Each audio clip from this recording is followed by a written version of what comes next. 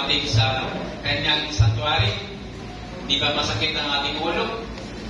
Di ba tayo nasusuka, nahihilo dahil sa sobrang init?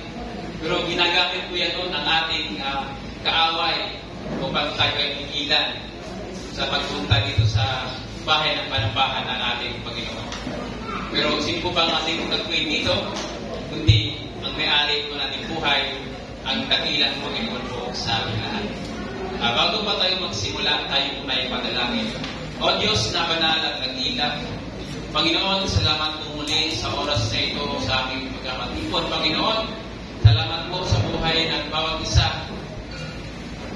Lord God, sa aming makikinig na iyong salita, ikaw po, Panginoon, ang magbigay sa amin ng karunungan, knowledge of wisdom, Panginoon, upang aming maunawaan at maintindihan namin ang layunin mo, Panginoon, sa aming buhay. Lord God, sa oras na ito, sa mga kapunta pa lamang o Diyos sa panambahan na ito, ikaw po ang patuloy na mag-iingat sa kanila at magtalagang Panginoon na libo-libong mga anghel sa bawat sulok ng panambahan na ito upang panibantayan, Panginoon, ang iyong presensya, Panginoon, ang aming maranasan, God. Sa mga hindi po nakakarating, Panginoon, ikaw o Diyos sa patuloy na umabot sa kanila at sa next namin na celebration na may amin po silang nakakasama, Panginoon. Maraming salamat o Diyos. Ito ang dalangin sa pangalan ni Jesus. Amen. Amen. Ayun, tayo po ay nasa pagpapatuloy sa ating choir, sa ating integration event, sa ating nasa pangatlong mensahe na po tayo. So, kung recap lang po, last Sunday ay ating pong tinalangin po sa inyo, ni Pastor Marlon, ang Jesus is our sanctifier. Di ko ba? Diba? Sa unang Pedro, chapter 1, verse 5 to 16, ang Diyos ay banal. Dapat din tayo ay maging banal, kapatid. So ngayon naman po, ay ating pag-usapan, kung ating pong titignan, ay may apat po na simbolo dito, sa logo na pagkama po. Mayroon po dito, Jesus Christ is our Savior, Sanctifier, Healer, and Coming King. So ano ba ang gamit po ng symbolize ng pencil na ito sa ating mga tahanan, kapatid? Diba sa tahanan natin, mailagay po ito ng tubig. O kaya ginagawa nilang flower vase. Hindi po ba? Minsan ginagawang flower vase ba? Yung mga sira-sirang pencil. Minsan kapag maganda ang pencil, ginagawa itong palamuti po sa bahay. Lalo na kung hindi ba may kulay. Mga pandiko. At marami itong gamit. At ito yari ng iba't ibang materyales, kapatid. Itong pencil na ito. So, ng plastic, babasagin, aluminum, at iba pa. At may iba dito na kulay at sukat ang laki. Depende po sa ating kung anong mayroon tayo sa bahay, kapatid. Sa araw na ito, ay nais kong talakayin ang isang paksa na naugnay sa marami sa atin. The divine healing power of God, kapatid. Ang banal na kapangyarihan ng Diyos sa pagpapagaling. Okay? Sa panahong ito, na marami sa atin ang dumaranas ng hirap. Di po ba? Pagdurusa at pagkabalisa dahil sa ating mga karamdaman. It's comforting and encouraging to know that our Creator is not only aware of our affliction, but is also intimately involved in our healing and restoration. Church, I want to remind each and everyone this morning, kapatid, Jesus is our healer. Sa pangatlo po natin mensahe. So, today, I want to encourage you to believe that God is our healer. And He has the ability to bring us restoration and holiness. Divine healing is a reality, kapatid, na karanasan na hindi mabilang sa mga individual sa buong kasaysayan at patuloy na nasaksihan sa buhay ng mga mananampalataya sa ngayon. Throughout the history, God has consistently revealed Himself as a loving and compassionate healer, kapatid. He is the source of all healing and restoration. And both physically and spiritually, kapatid. So in the scripture, we see God identifies Himself as the Lord who heals. Sabi nga doon sa Exodus, 15:26, sabi doon, ang sabi niya, kung ako ay buong puso ninyong susundin, kung gagawin ninyo ang matuwid at sundin ang ating kautusan at mga tuntunin, hindi ko ipaparanas sa inyo alinman sa mga sakit na ipinadala ko sa Egypto. Akong si Yahweh ang inyong manggagamot. No? Pinagtibay ko, kapatid, doon sa talata, ang kalikasan ng Diyos bilang isang manggagamot. No? He is not only capable of physical healing, but also desire to bring healing to every aspect of our lives, kapatid. No? Physically, emotionally, and spiritually. Di po ba? Makahanap tayo ng kaliwan at pag-asa sa pag-alam natin na ang Diyos ang tunay na pinagmulan ng pagpapagaling po para sa atin. No? King David encouraged us to remember and acknowledge the benefits that come from God's hand. One of these benefits is healing, kapatid. Sabi nga doon sa awit 103, verse 2 and 3, purihin mo, Panginoon, o kaluluwa ko, at huwag mong kalimutan ang lahat ng mga biyaya. No? Na siyang nagpapatawad ng lahat mong mga kasamaan, na siyang nagpapagaling ng lahat mong karamdaman. Di ko ba?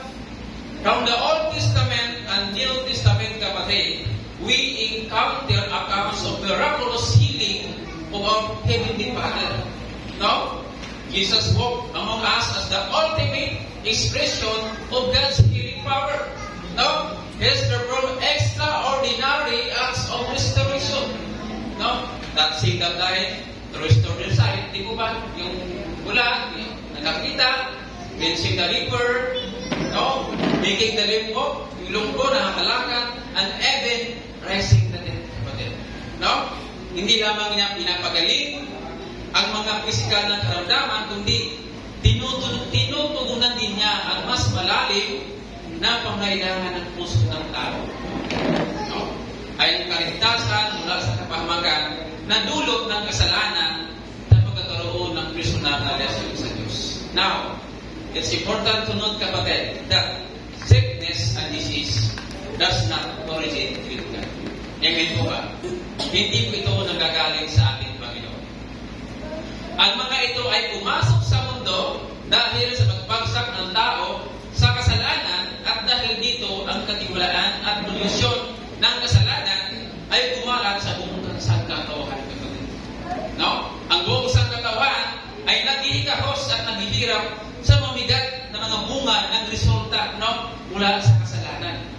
Kasama ang pagpasaning ito ang pagkakasakit, no?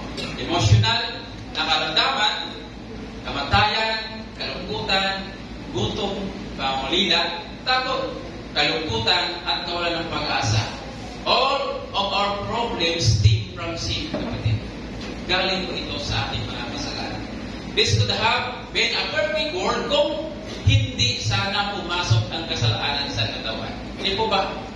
Masasabi natin perfect world po ito kung hindi po nagkasala si Adam sa si kapatid. No? In the book of Genesis, chapter 1, verse 31, it is described that God created everything, no? And declared it to very good.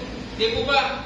Ang pagsuway at pagrebelde ng sangkatauhan laban sa Diyos ay nagdulot ng pagpasok ng kasalanan ko sa mundo. The story of Adam and Eve in the Garden of Eden, kapatid, ay inalarawan, no? Ang pagkahulog ng sangkatauhan sa kasalanan. They disobey God's commandment and ate from the forbidden tree. No? With both consequences, not only upon themselves, but also upon the entire creation. Di po ba? Ang kasalanan ay nagdudulot ng paghihiwalay sa Diyos at paglihis sa kanyang perfectong kalooban. Bilang resulta ng kasalanan at ibang problema at pagkasira ang pumasok sa mundo, kabilang dito ang pisikal at espiritual na pagturusan, moral corruption, kawalang katarungan, alitan, at lahat ng anyo ng pagkasira ng tao. So ngayong umaga, no, ay pag-aralan po natin ang ikatlong simbolo ng kamukop na ito, ang Bitsay. No? Ang simbolo bilang ating Panginoon, ang ating healer, kapatid. No? Ang tanong, naranasan na ba ninyo ang magkaroon ng sakit? lahat po tayo, no? Ay nagkaroon ng karamdaman, iba man. Di po ba? Ako dati talaga, ang buhay ko ay nag-50-50 na, no? Nung nagatigdas ko ako. Ano ba mga sakit na ito, kapatid? Marami, trangkaso, lagnat, sakit sa ulo. Di po ba? Marami, no? Ang tanong, paano po kayo gumaling? Ano pong ginawa ninyo, kapatid? Ano po ba ang kahulugan ng salitang healing? No? Healing is the restoration of health of a person suffering from organic and or psychological disease. So, in Alliance, we believe that Jesus Christ still heals people today. No? Just as He healed when He was here on earth thousands of years ago. Sa Bible po ay may mabasa tayong mga sinasabi ng ating Panginoon tungkol sa healing. So in today's message, kapatid, na ating pag-uusapan ngayon, I want to explore 3 key aspects that will help us understand and experience God's healing power, kapatid. Now, una, the healing promise of God's healing. Ang pangako ng Diyos sa pagpapagaling. Again, throughout the scripture, no, inahayag ng Diyos no, ang kanyang sarili bilang isang mahabagin, mapagmahal, na manggagamot, na nag-aalok ng pag-asa, pagpanumbalik at kabubuan sa mga sumasampalataya po sa Kanya. Sa lumang tipan, nabanggit sa aklat ng Exodo 15:26 at awit 103 verse 3 at maging sa aklat ni Propeta Isaiah sa ating binasa kanina sa chapter 53 verse 5 kung sa paanong paraan tayo pinagaling ng ating Panginoon. No?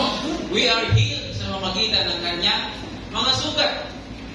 Wala nang nadakila pa sa ating Panginoon, kapatid. No? Maging ang New Testament, dito natin makita ang mga ginawa ng ating Panginoon. No? Sa mamagitan ng kanilang pagpapagaling ng mga sakit, pagpalayas ng mga inaliman ng demonyo, o mga masamang espiritu. Sa bawat ministeryo niya, may ginawa siyang kagalingan sa bawat karamdamang idinulog sa kanya. No? Matandaan natin yung anak ng senturyon. Di po ba? No, yung babae matagal na dinulugo. Yung mga hawak man sa salaylayan ng ating pag-aralan sa gumaling. No? Yung batang may sakit na pinagaling niya. Maging yung taong paralisado. Pinalakan niya. Sabi nga doon sa Exodus 15:26, kung iyong diringgin ang buong tiyaga, ang tinig ng Panginoon mong Diyos, at iyong gagawin ang matuwid ng kanyang mga mata, at iyong sundin ang kanyang mga utos, at iyong tutuparin ang lahat ng kanyang batas, wala akong ilalagay ng karamdaman sa iyo. Nagaya ng inilagay sa mga Ehipto, sapagkat ako ang Panginoon na nagpapagaling sa iyo. Di ko ba ang ganda ng sinabi dito ng Panginoon sa atin? Mayroon mo tayo dapat gawin. No?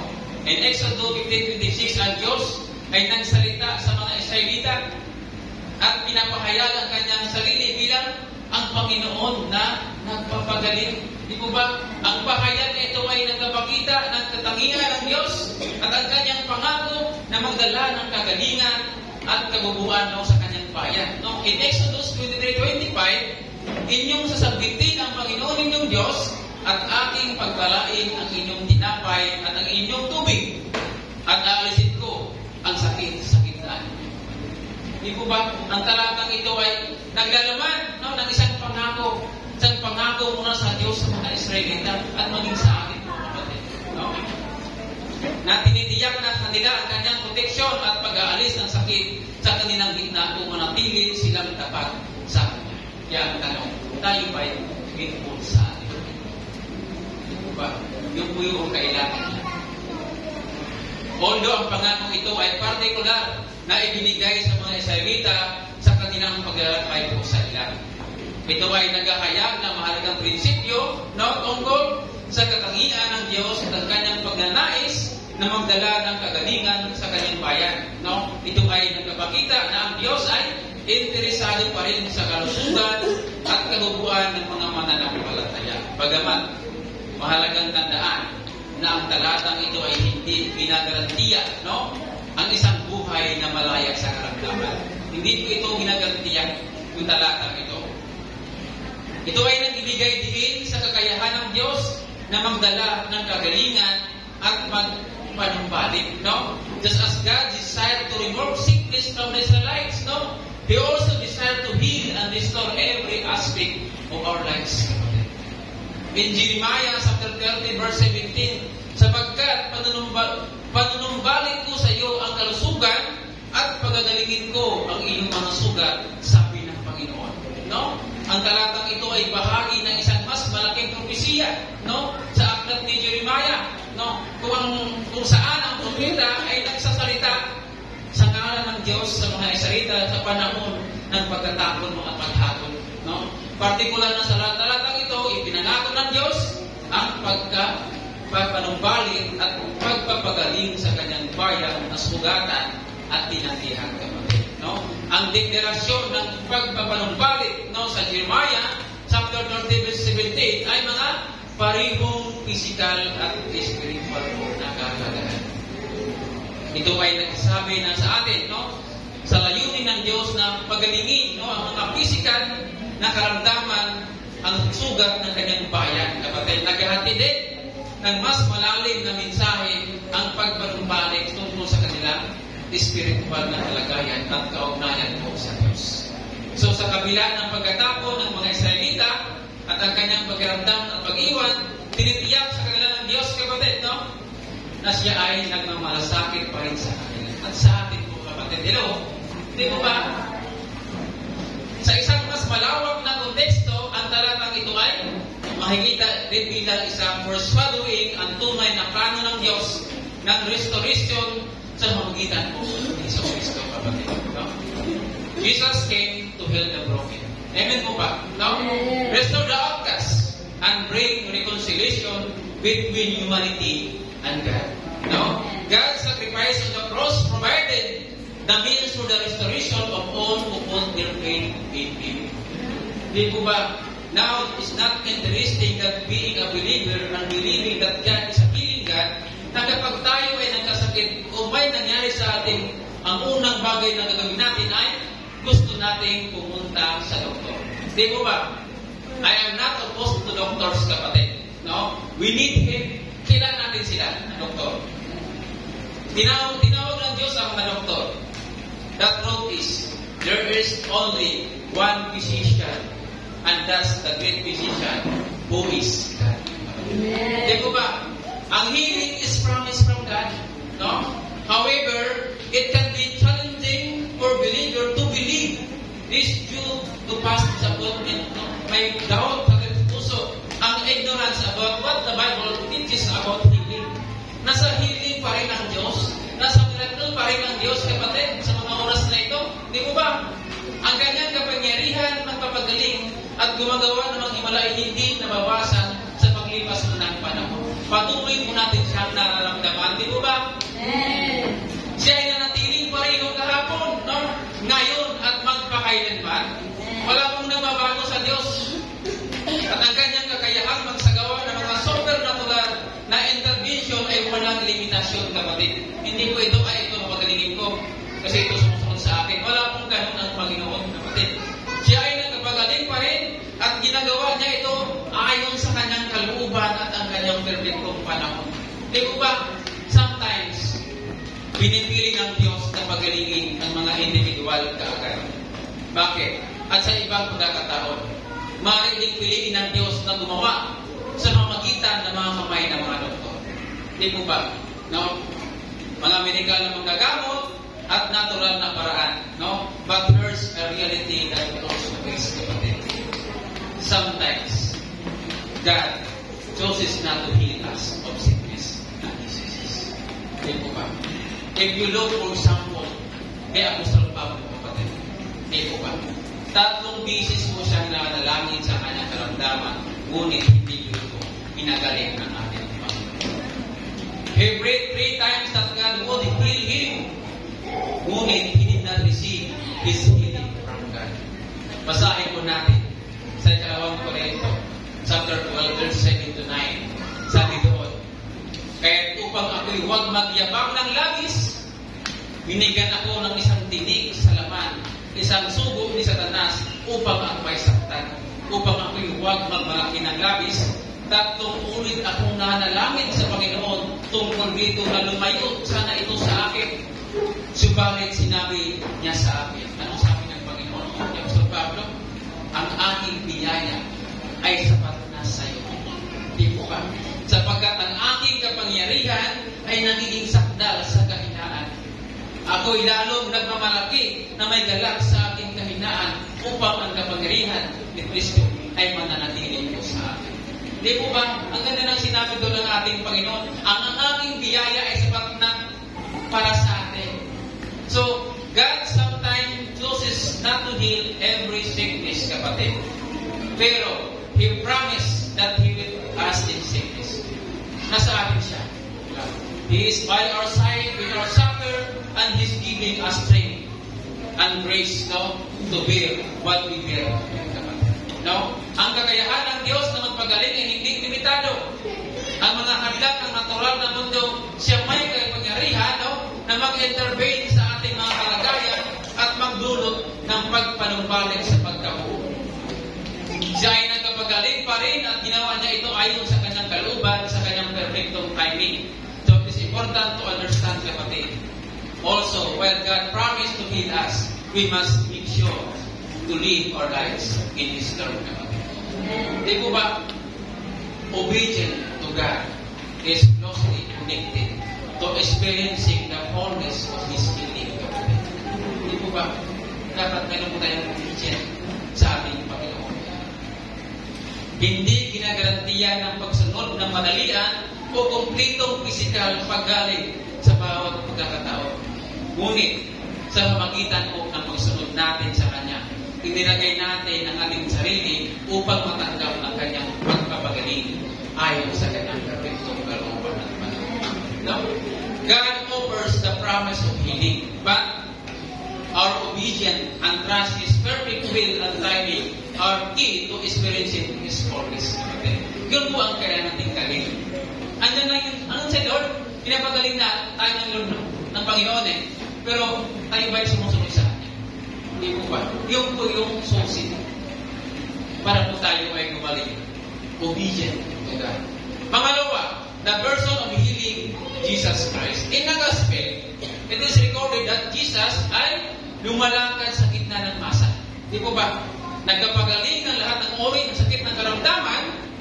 Sabi dun sa Matthew chapter 4, verse 23, at nilikot ni Jesus ang buong Galilea na nagturo sa mga sinagoga nila at ipinapangaral ang ibang hinaliw ng kaharian at nagpapagaling ng lahat ng sakit, ng lahat ng karamdaman na nasa mga tao, kapatid. No? Saan man siya pumunta, nasaksihan ang mga tao upang saksihan ng kanyang kapangyarihan. Hindi lamang nagsagawa ng pagpapagaling si Jesus, tinutupad din niya ang mga propesiya na naghula sa kanyang tungkulin bilang isang divine physician.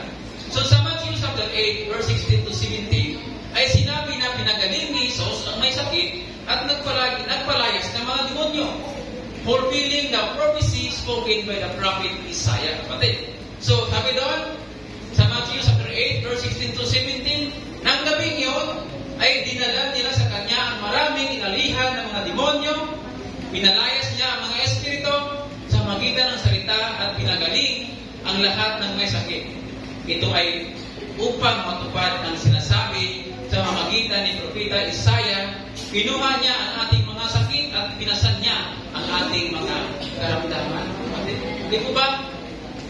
Sa katuparan na ito ay nagbibigay din sa otoridad at magiging tunay si Jesus ang Messiah na pinahihintay nila na sinugo ng Diyos upang magdala ng pagpanumbalik at pagtubos sa sangkatuhan. With every miraculous healing, no, He demonstrated His divine nature, no, reinforcing His claim to be the Son of God and the ultimate source of healing. Ito po ang ating Panginoon sa Kristo. Sabi nga doon sa unang Pedro, chapter 2, verse 24, siya mismo ang nagdala ng ating mga kasalanan sa kanyang katawan sa punong kahoy upang tayo'y mamatay sa mga kasalanan at nabuhay sa katwiran. Dahil sa kanyang mga sugat ay gumaling tayo. Hindi po ba? No? Kusang loob niyang dinala, no, ang bigat ng mga kasalanan ng sangkatauhan at dumaranas ng matinding sakit upang sa pamamagitan niya ay masupungan natin ang landas tungo sa pagtubos at pagpanumbalik naman. Ang sakripisyo ni Jesus ay naging tulay na nagdulot ng kagalingan hindi lamang sa ating mga pisikal na katawan, kundi pati rin sa ating mga subagat kaluluwa.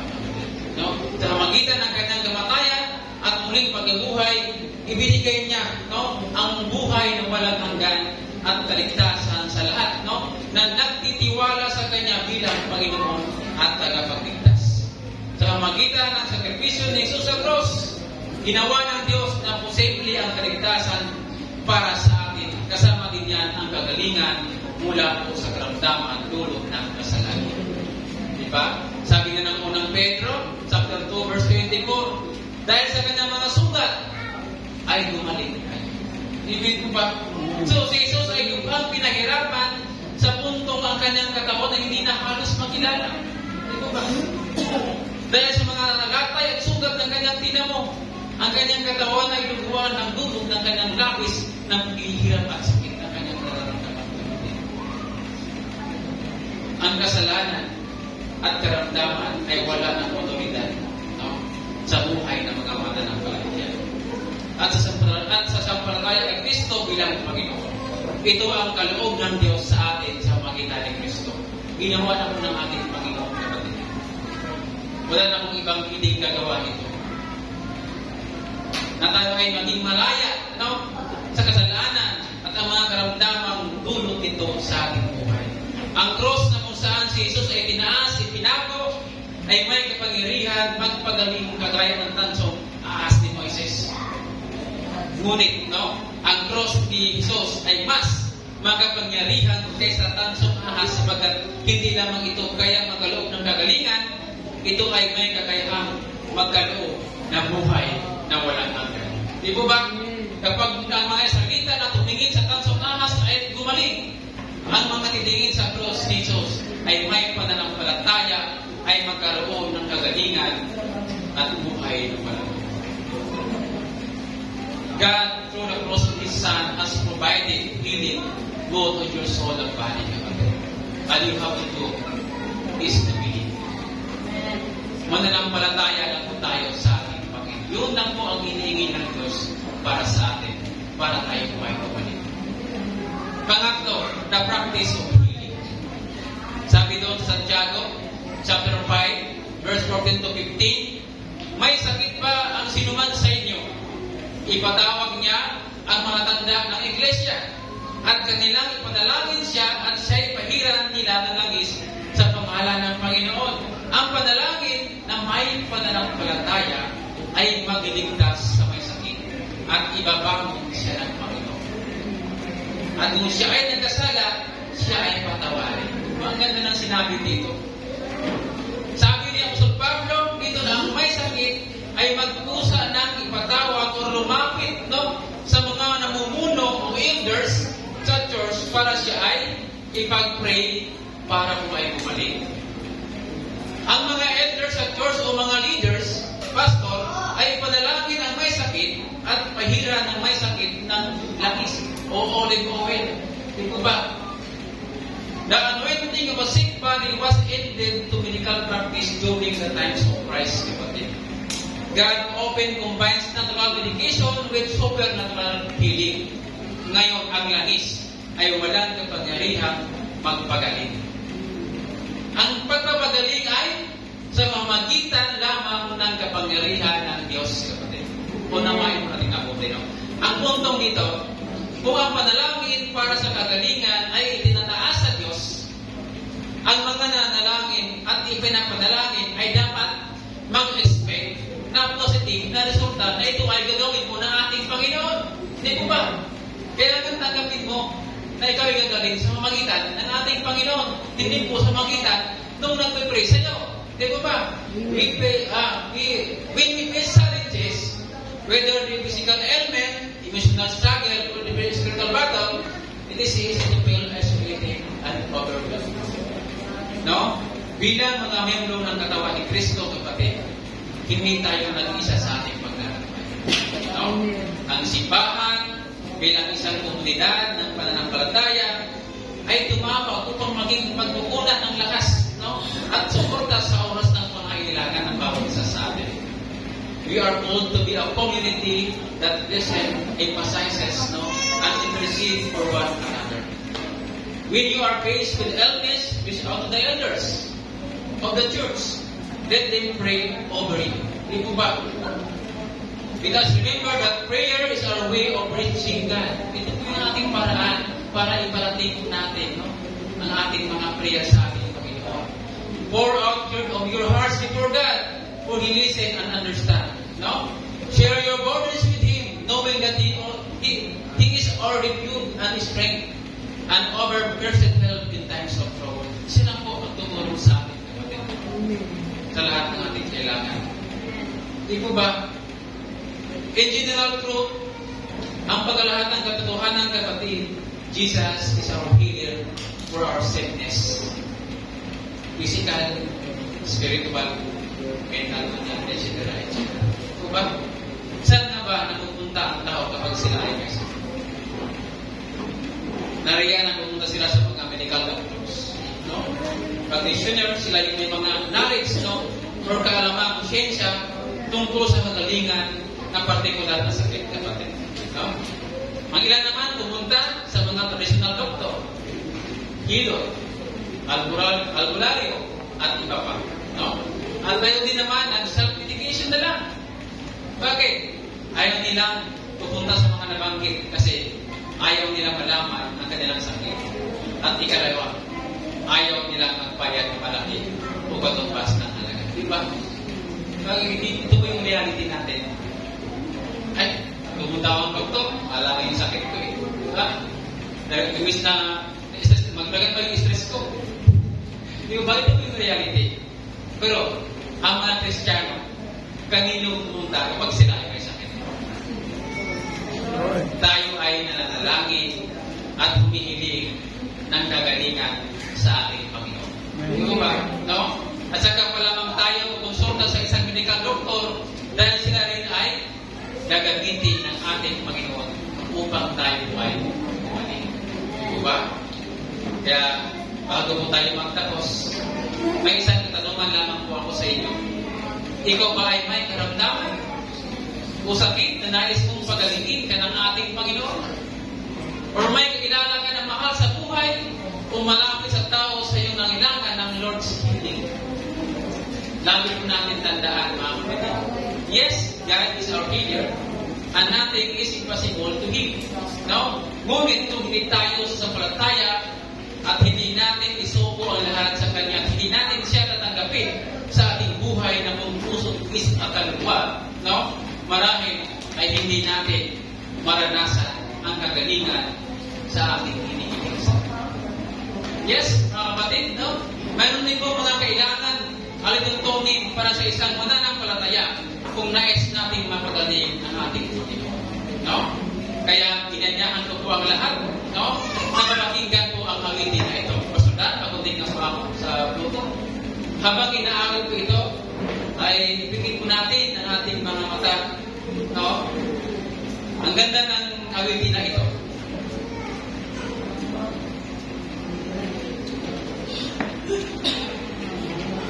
Finger.